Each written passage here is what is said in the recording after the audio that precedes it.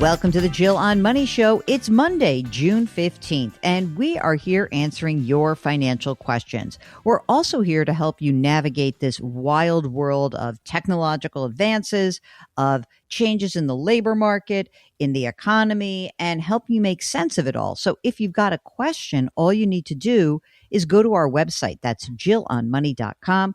Right there at that website in the upper right-hand corner, there is always a Contact Us button. Click the Contact Us button. Let us know if you would be willing to come on the air live by checking the box, and then Mark will do everything else. Now, while you're on the website, I would encourage you to do a few things. Number one, always you must subscribe to the free weekly newsletter. That comes out on Fridays. But I also have to point out that we have a wonderful, wonderful guest for Jill on Money Live. If you don't know what Jill on Money Live is, that is our subscription service. It's $45 for the next 12 months. And for $45, you can participate in 4 live webinars. And the next webinar, the upcoming one, is in 2 days, just 2 days. It's Wednesday, June 17th. That is 2 days from now. And we are focusing on Social Security. Anybody who has a Social Security question, anybody who is nearing Social Security age, even if you are like you're decades away from Social Security, do you want a better idea of how the system works? Join us for this webinar in 2 days. The Social Security expert, Heather Schreiber, is essentially like it's almost like she has an amazing amount of knowledge. She is able to kind of parse through any question you might have. So you've got to be a member of Jill on Money Live to be able to participate. If you're just interested in the topic and you want to buy the webinar once it has concluded, that'll cost you $15. Again, you don't get to join us live, which is more fun. And of course, we always encourage everybody to just be part of the process. Send us questions in advance. It's going to be a great one. Okay. Before we go to our wonderful listener who's going to join us, I just want to tell you, my mom made a little visit into the hospital. Whatever. She's fine. Okay. So let me just start by my mother was in the hospital for 2 days. She's completely fine. However, the hospital, it was like being held hostage by a hospital. We go in, my sister hangs out with her, everything. And they say, you know what? We really want you to have these tests done. So I go up the next morning, like my mom has to stay overnight in the hospital. I go up there. I get there at like 11 o'clock in the morning and my mother looks fine. She's sitting up. She's fine. She's walking around. She's like hanging out with the doctors and the nurses. And they say, well, we had this test. We have to wait for the guy to read the results. So again, she's in the bed. She's in the room by 10:15. Okay. Guess what time the results were read and we were released? 4-ish. Try 6 p.m. That was close. I almost blew my brains out. And I also, by the way, and my mother and I sent my sister home. I'm like, because my sister did she always does more of the work anyway. So I'm like, go home, I'll stay here. I did a conference call. I did a Zoom. I did all this stuff. And I'm like, I cannot believe this. My sister sends me a text. She goes, isn't this something that like we can feed into Claude and Claude can tell us if she's good or not? But I mean, it's almost like you knew she was fine. Now I say to them at around 3 o'clock, I said, screw this. We're out of here. So I say to the nurse, we're going to leave against medical advice. She goes, well, if you do that, your insurance can deny the whole claim. And my mother said, how much could that be? My mother was literally about to say $2,000. I'll do it. They're like, could be $10,000 just based on everything that's just happened. My mother's like, well, I think we'll wait.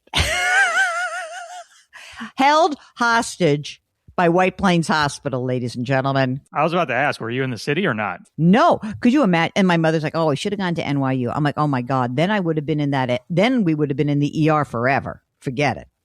So there's something really wrong with the system that makes an 86-year-old lady wait. Well, it's like the pit. All those people waiting in the waiting room. It's like the pit. Yes, exactly. It is the pit come to life. Anyway, that is my experience. And Bridget, who was our nurse there, incredible. She was amazing. She was the one who was fantastic. Okay, enough of my rant. That's my rant. Anyone else can write in with their rants, their medical rants. It really did feel like we were being held hostage.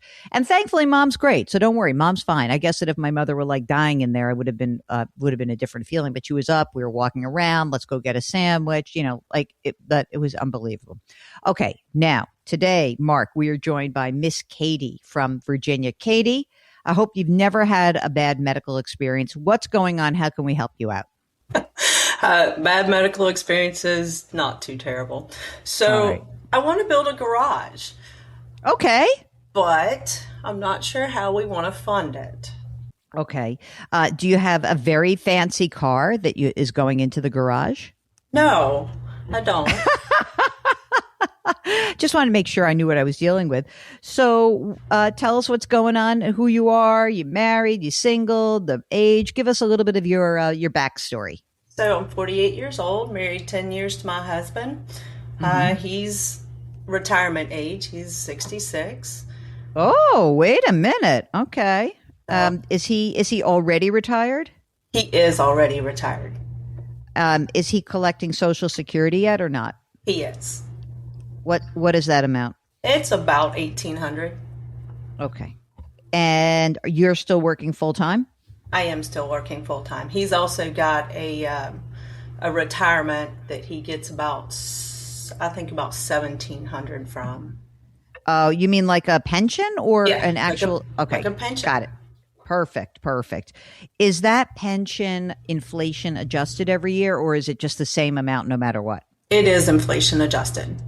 Fantastic. Okay, now let's go to you. How much are you earning now?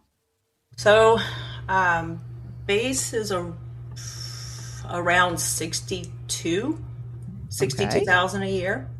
and you get bonuses. No, we don't get bonuses. I'm Hmm. a paramedic on an ambulance, so I make Oh, I make a normal salary for normal people. and as a paramedic, is there any like I don't know anything about like where you are, but are you working for a system where you might be entitled to a pension, or is that not available? So I work in a hospital-based system, Mm-hmm. and I do contribute to a 403b. They also contribute a small amount, and most years they can contribute an additional 2% of my salary. Okay. How much is in the 403B right now? In the 403b right now, there's approximately 208,000. Great. That's And fantastic. that's split Okay. up between the traditional 403b and a Roth 403b. What's the split about? I put 17%, 18% in the 403b, and the remainder into the Roth 403b for a total of 24%. Wow. That's a big chunk of money. That's great. Good for you. So, okay. Now, next question for you. Is that I'll get to him in a second, your main source of savings? Do you have other money like an old retirement account or a brokerage or anything like that? So I do have an old retirement account. It's got about 30,000 in it. I just never moved it over. It actually does better where it is than my Mm. current. It, Okay. so I didn't see any point in moving it yet. Mm-hmm. I also have a Roth that I fund personally with the max each year. It's got about 139 in it. So you're doing 24% in the other thing and also the Roth? That's great. Correct. And then my Wow. employer also contributes 3%. Amazing. That's great. And what about your husband? He has this pension. Does he also have a 401k or a 403b? He does not. And does he have any IRA or brokerage, anything like that? He does not. Okay. And for you guys, safe money in the bank, boring stuff. What do you got? Boring stuff, about 18,000 in checking, which is our first line for emergency funds. Mm-hmm. Our actual emergency fund is about 69,000. And then Mm-hmm. I have an investment account that has about 199,000. And I have a money market account that is like my next car fund, and it's got about 30,000. Okay. All right. But that's what we're going to need. When do you need a new car, you think? Well, I currently drive an old truck, a Hmm. 1998 truck, and my Okay. car is a 2014. So I don't Could be know. any day. Could be any day. We don't know. Maybe. Um, Right. Okay. Now let's talk about the house because we're going to thinking about this garage. So what's the house worth? I don't know, maybe 350. Is there a mortgage remaining?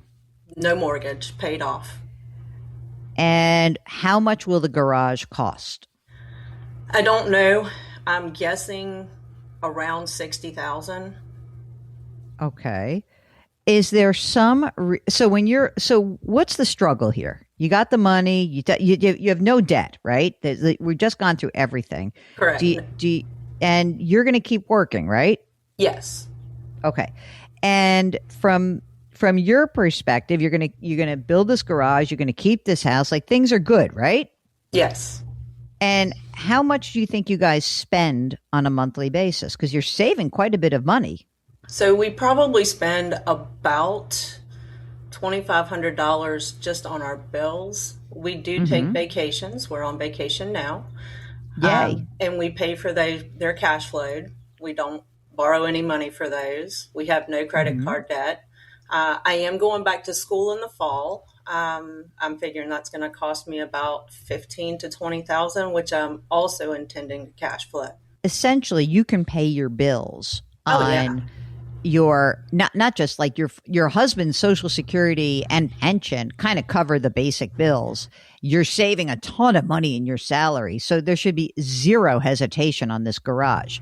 Here's my big question to you. So you've got all this money, you've got it saved, you got a brokerage account. Why are we stressing about this? Can't you just like sell some stuff like I don't know, 30 or 40 grand from the brokerage account, use some of the money that's in that $69,000 emergency? Like, can't you just free up some money and build your garage? Why are you stressing? I don't know. That's why I'm talking to you because I mean, there should be no stress. Nervous. Well, because you're such an incredible saver. That's why. I mean, that's really why. You are saving so much money, you cannot, but you seem to not want to give yourself permission to spend it. And I think I'm going to give you permission to spend it. So in that brokerage account, right, that 199 grand that's in there, I presume there's a lot of stuff that's in there that you have made money in, right? You've got some capital gains. Is that right? Yes. Yeah. So why not just sell some of that? And maybe, and when will the timing of this for the 60,000? Like, when do we have to have? If you decided today, yes, I give myself permission for the garage. When do we need the money by? Like immediately or what? No, I would say I haven't even started the process. My first goal. I'm a planner, so my first thought was to figure out how I'm going to pay for it before I start into the process. So we're looking for probably another 4 to 6 months.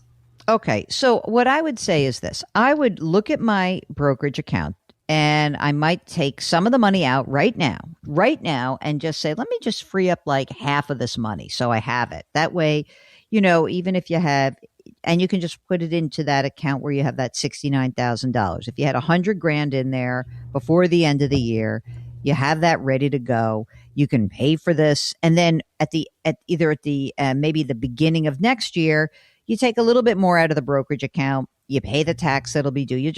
I'm just splitting up the tax hit from this year and then also next year. And then you've got a garage, and you should not sweat this because you're saving a ton of money. You make a ton of money. And even just looking ahead, honestly, Katie, if you were looking at, like, I don't know when you really want to retire, how long you can do this, because I know you're in a tough business, if you will.